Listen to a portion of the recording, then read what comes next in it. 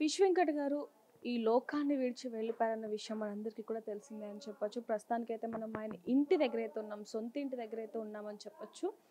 ఆయన ఇల్లు కూడా రామ్ నగర్లో ఉండేది. ఏవైతే నిన్న అంత్యక్రియలు కానివ్వండి, లేకపోతే ఏవైతే మిగతా కార్యక్రమాలు అన్నీ ఏవైతే ఇంటి దగ్గర ఉన్నాయో అదంతా కూడా ఆయన అమ్మగారి ఇల్లు అని చెప్పొచ్చు. అది అంటే మా అమ్మగారికి ఒక ఇల్లు కట్టి ఇవ్వాలి అనేది ఫిష్ వెంకట్ గారి కళ అనేది కూడా మనకు తెలుస్తుందని చెప్పొచ్చు. ప్రస్తుతానికైతే మనం ఫిష్ వెంకట్ గారి ఇంట్లోకి అయితే వెళ్తున్నాం.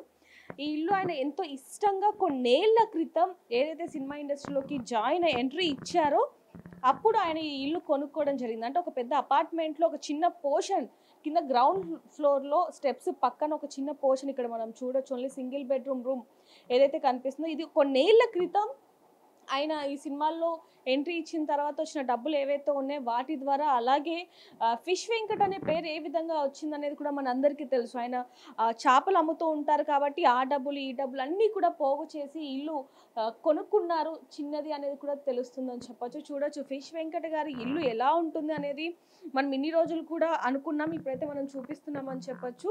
మొత్తం కూడా ఒక చిన్న సింగిల్ బెడ్రూమ్ చిన్న ఫ్లాట్ అయితే ఆయన కొనుక్కోవడం జరిగింది. అయితే ఈ లోపలికి వచ్చి చూస్తే మొత్తం కూడా ఫోటో ఫ్రేమ్స్, ఆయన ఎన్ని సినిమాల్లో వర్క్ చేశారు, ఎంతమందితో వర్క్ చేశారు అనేవి మొత్తం కూడా మనకు కనిపిస్తూ ఉన్నాయి.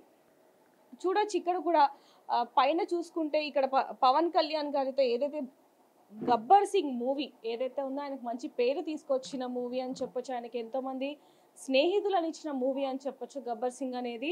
ఆ పైన కూడా చూసుకుంటే చిరంజీవి గారితో కూడా నటించడం, వివి వినాయక్ గారు ఆయన మొదటి సినిమా ఏదైతే చేశారో ఆ సినిమా కూడా వివి వినాయక్ గారితోనే చేశారు అంటూ కూడా మనకు ఆయన చెప్పడం జరిగింది. ఎన్నో సినిమాలు వివి వినాయక్ గారి సినిమాలు ఎన్నో చేశారు, ఒకటి కాదు రెండు కాదు, దాదాపుగా ఆయన 100కి పైగా సినిమాలు నటిస్తే అందులో 50కి పైగా సినిమాలు మొత్తం కూడా వివి వినాయక్ గారి సినిమాలే ఉన్నాయంటూ కూడా ఆయన గత కొన్ని వీడియోలో కూడా చెప్పడం జరిగిందని చెప్పొచ్చు. ఆయన మీడియాలోకి అంటే ఆయన ఫీల్డ్లోకి, మూవీ ఫీల్డ్లోకి ఎంట్రీ ఇచ్చింది శ్రీహరి ద్వారా అని కూడా ఆయన భార్య కూడా చెప్పడం జరిగింది. ఒకవేళ కనుక శ్రీహరి గారు కనుక బ్రతికి ఉండుంటే నా భర్తకి ఈరోజు ఇలాంటి పరిస్థితి వచ్చుండేది కాదు అంటూ కూడా ఫిష్ వెంకట్ గారి భార్య మనకి గతంలో కూడా చెప్పడం జరిగింది. అయితే ఇక్కడ మనకు చూడొచ్చు బన్నీ గారి అంటే అల్లు అర్జున్ గారి మూవీ ఏదైతే ఉందో బన్నీ సినిమా ఇక్కడ చూడొచ్చు. మనకి ఇక్కడ కూడా షీల్డ్ కూడా మనకు కనిపిస్తూ ఉంది. దాంట్లో కూడా ఈయన పాత్ర ఎంత బాగుంటుంది అనేది కూడా ఎంతో మందికి ఇష్టమైన పాత్ర అని చెప్పొచ్చు. అదేవిధంగా చూసుకుంటే పైన నుంచి కూడా చూసుకుంటే అక్కడ చూడొచ్చు రామ్ గారు, హీరో రామ్ గారితో కూడా అనేక సినిమాలు చేశారు. అదేవిధంగా కింద సోను సూద్తో మొన్న మనకు రీసెంట్గా సోను సూద్ గారు కూడా ఆయన వైఫ్తో మాట్లాడడం జరిగింది. సోను సూద్ గారితో కూడా అనేక సినిమాలు చేయడం జరిగింది. సీతయ్య సినిమాల్లో కూడా ఈయనకు ఒక మంచి గుర్తింపు పాత్ర అయితే ఇచ్చారంటూ కూడా ఇక్కడ మనకు తెలుస్తుంది. ఇక్కడ చూడొచ్చు మనం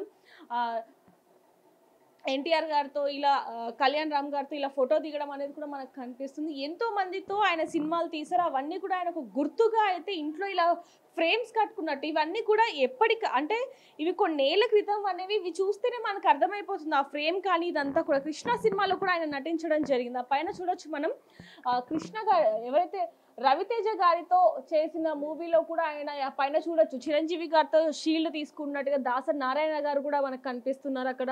ఇక్కడ మొత్తం కూడా సినిమాలో కృష్ణ సినిమాలో కూడా ఆయన ఎంత చక్కగా నటించారు అనేది కూడా మన అందరికీ తెలిసిందే. మొత్తం కూడా చూసుకుంటే ఆయనకు మంచి మంచి అవార్డ్స్ వచ్చాయనేది కూడా ఇక్కడ ఈ ఇల్లు చూస్తే మనకు అర్థమైపోతూ ఉందని చెప్పొచ్చు. చిరంజీవి గారితో, వెంకటేష్ గారితో ఇలా అనేక సినిమాలు చేసినప్పటికీ కూడా ఇక్కడ మొత్తం కూడా చూడొచ్చు. ఇక్కడ చిరంజీవి గారితో ఆయన ఫ్యామిలీ, టోటల్ ఫ్యామిలీ కూడా వాళ్ళ భార్య, వాళ్ళ కొడుకు, ఇప్పుడు వాళ్ళ కొడుకు కూడా ఏవైతే అంత్యక్రియలు ఉన్నాయో అవన్నీ కూడా విజయవాడలో కలపడానికి అయితే వెళ్ళారు అంటూ కూడా చెప్పడం జరుగుతుందని చెప్పొచ్చు. దీనికి సంబంధించి మొత్తం కూడా చూస్తున్నాం. ఇంట్లో ఇక్కడ చూడొచ్చు శ్రీహరి గారితో మజాకా అనే సినిమాతో పక్కన వివి వినాయక్ గారు కూడా కనిపిస్తున్నారు. ఇక్కడ ఆ ఫస్ట్ మూవీ అది అంటూ కూడా ఆయన భార్య చెప్పడం జరుగుతుంది. శ్రీహరి గారికి అలాగే ఫిష్ వెంకట్ గారికి ఎన్నో ఏళ్ల నుంచి పరిచయం ఉంది. వాళ్ళిద్దరి మధ్య ఉన్న పరిచయం మామూలుది కాదు. అంటే ఆవిడ చెప్పే విధానం కూడా మనకు తెలిసిపోతుంది. అంటే శ్రీహరి గారు కనుక బ్రతికి ఉండుంటే ఖచ్చితంగా ఈరోజు ఫిష్ వెంకట్ గారికి ఇలాంటి పరిస్థితి వచ్చేది కాదు. ఇండస్ట్రీ నుంచి కూడా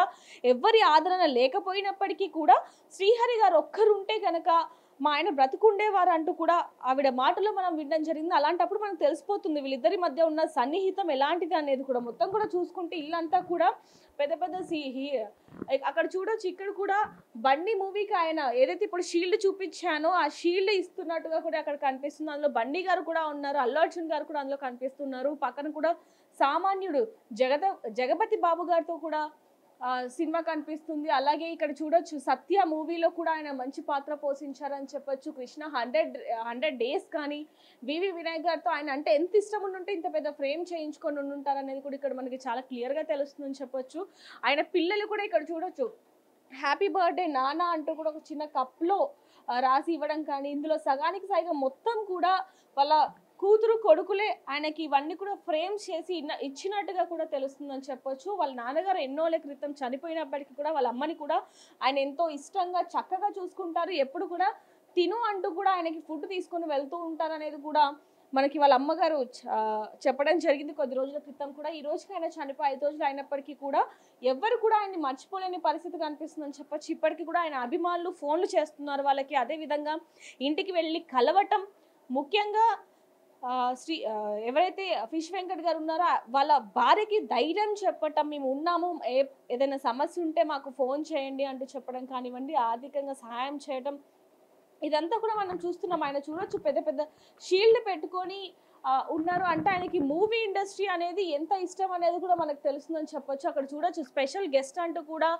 అక్కడ మనకి వాళ్ళు ఇచ్చిన ఏదైతే షీల్డ్ ఉందో ఆ ఫ్రేమ్ కట్టించుకొని పెట్టుకోవడం, ఇదంతా చూస్తుంటే ఆయనకి ఇండస్ట్రీ అంటే ఎంత ఇష్టం అనేది కూడా తెలుస్తుందని చెప్పొచ్చు. కానీ ఇండస్ట్రీలో 100కి పైగా సినిమాలు చేసిన వ్యక్తి ఇక్కడ చూసుకోవచ్చు. వీడు తేడా అనేది ఏదైతే ఉందో నిఖిల్తో చేసిన మూవీలో కూడా ఆయన నటించడం జరిగింది. అది కూడా 50 డేస్ ఆడటంతో ఆయనకు ఒక షీల్డ్ ఇచ్చినట్టుగా అక్కడ ఫిష్ వెంకట్ అనేది కూడా అక్కడ రాయటం జరిగింది.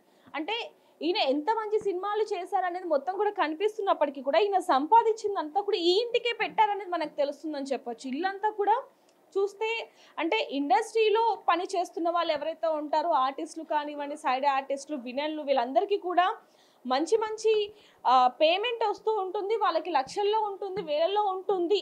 నిజంగానే ఉంటుందా అనుకునే వాళ్ళకి మాత్రం ఈ ఇల్లు ఒక నిదర్శనం అని చెప్పొచ్చు మనందరం కూడా చూసుకుంటే. ఎందుకంటే ఇంకొకటి ఇక్కడ మనం చూసుకోవచ్చు, ఇన్ని రోజులు కూడా మనం ఎప్పుడైతే ఫిష్ వెంకట్ గారి ఆరోగ్యం క్షీణిస్తూ వచ్చిందో, ఉప్పల్లో హాస్పిటల్ అలాగే బీకేపీలో హాస్పిటల్ ఏదైతే వేశారో తర్వాత చనిపోవడం జరిగింది, అప్పటి నుంచి కూడా మనందరం కూడా ఇండస్ట్రీ నుంచి ఎవరు సహాయం చేయట్లేదు అంటున్నాం. కానీ అసలు ఎందుకు సహాయం చేయట్లేదు అని చూసుకుంటే కనుక కార్డు లేదు, ఇండస్ట్రీ కార్డు లేదు, ఆర్టిస్ట్ కార్డు లేదు కాబట్టి ఇండస్ట్రీ స్పందించట్లేదు అంటూ కూడా కొన్ని వార్తలు అయితే వినిపిస్తున్నాయని చెప్పొచ్చు. అంటే మనకి వాళ్ళ భార్య కూడా చెప్పడం జరిగింది. ఈరోజు ఆయన బెడ్ మీద ఉన్నప్పుడు ఒక వ్యక్తి వచ్చి ఇప్పటికైనా సరే ఈ ఫామ్ ఫిలప్ చేయండి, ఇండస్ట్రీ నుంచి ఎవరో ఒకరు అసోసియేషన్ నుంచి ఎవరో ఒకరు ఖచ్చితంగా సహాయం చేస్తారని చెప్పినప్పటికీ కూడా నాకు ఏవి వద్దు, ఎవరి సహాయం వద్దు అన్నట్టుగా మాట్లాడారు అంటూ కూడా ఆయన భార్య మనతో మాట్లాడడం జరిగిందని చెప్పొచ్చు. ఒకవేళ కనుక కార్డు కనుక ఉండుంటే ఆయనకి రోజు ఇలాంటి పరిస్థితి వచ్చేదా రాదా అనేది మాత్రం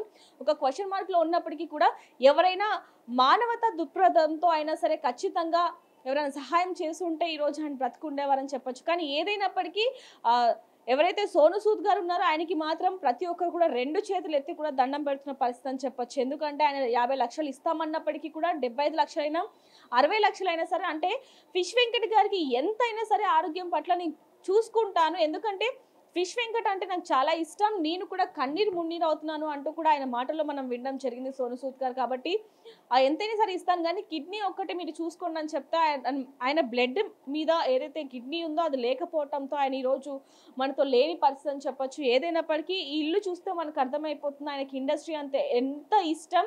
అందులో రవితేజ గారు, అలాగే సోను సూద్ గారు, రామ్ గారు, రవితేజ, చిరంజీవి, శ్రీహరి గారు, ఎన్టీఆర్ గారు, వీళ్ళందరూ అంటే ఎంత ఇష్టం అనేది కూడా ముఖ్యంగా వివి వినాయక్ గారు కూడా, ఎందుకంటే ఎన్నో సినిమాలు ఆయన దర్శకత్వంలోనే చేశారు కాబట్టి ఆయనకి ఎంతో ఇష్టం అనేది కూడా మనకు తెలుస్తుందని చెప్పొచ్చు. కానీ ఆయన ఇక్కడ లేకపోవడం అనేది చాలా బాధాకరమనేది అయితే తెలుస్తుందని చెప్పొచ్చు. కానీ ఈ రోజుల్లో కూడా ఈ ఫ్రేమ్లు పెట్టుకొని ఇంత అభిమానిస్తున్నారు అంటే అది మామూలు విషయం అని కాదని చెప్పొచ్చు. ఏదైనప్పటికీ ఆయన కొన్ని నెలలుగా, కొన్ని సంవత్సరాలుగా, దాదాపుగా 3 సంవత్సరాలుగా ఆయన లాస్ట్ మూవీ కూడా డీజే టిల్లు అంటూ కూడా ఆయన భార్య మనతో చెప్పడం జరిగింది. అంటే ఆ షూ ఏవైతే ఉన్నాయో దాంట్లో ఒక చిన్న ముళ్ళు ఉంది. ఆ ముళ్ళు గుచ్చుకోవడం ద్వారా ఆ పుండు కాస్త షుగర్ బీపీ ఉండటంతో ఆ పుండు మానక క్రమంగా పెరిగిపోయి అంతలా అయ్యింది అంటూ కూడా, అయినా ఆ చిన్న ముళ్ళు గుచ్చుకోవడం కూడా మంచిదే అయిందని చెప్పొచ్చు. ఎందుకంటే ఒకందుకు ఆ ముళ్ళు గుచ్చుకోవడం ద్వారానే ఆయనకి షుగర్ బీపీ ఉంది, కిడ్నీలు కొంచెం డ్యామేజ్ అయ్యాయి అనేది కూడా తెలుస్తుందని చెప్పొచ్చు. అందులో వాళ్ళ మదర్ కూడా చెప్పారు మనకి.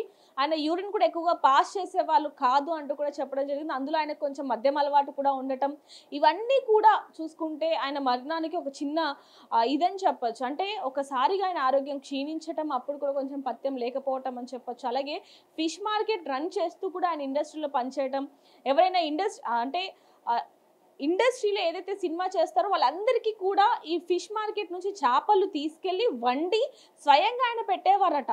ఇది కూడా ఆయన మదర్ కూడా మనతో చెప్పడం జరిగింది, ఆయన భార్య కూడా మనతో చెప్పడం జరిగింది అని చెప్పొచ్చు. ఏదైనప్పటికీ ఒక మంచి కమిడియన్ని అయితే మనందరం కూడా కోల్పోయాయని చెప్పొచ్చు. ఎక్కడైనా సరే ఆయన ఖచ్చితంగా, అంటే ఏ లోకాన్ని ఉన్నా సరే ఆయన ఆత్మ శాంతి మాత్రం చేకూరాలని కోరుకుందాం. మరిన్ని వార్తల కోసం చూస్తూనే ఉండండి బిగ్ టీవీ. కెమెరామ్యాన్ పరశురామ్తో reporter Devika, Ramnagar. For more videos like this, subscribe Big TV channel.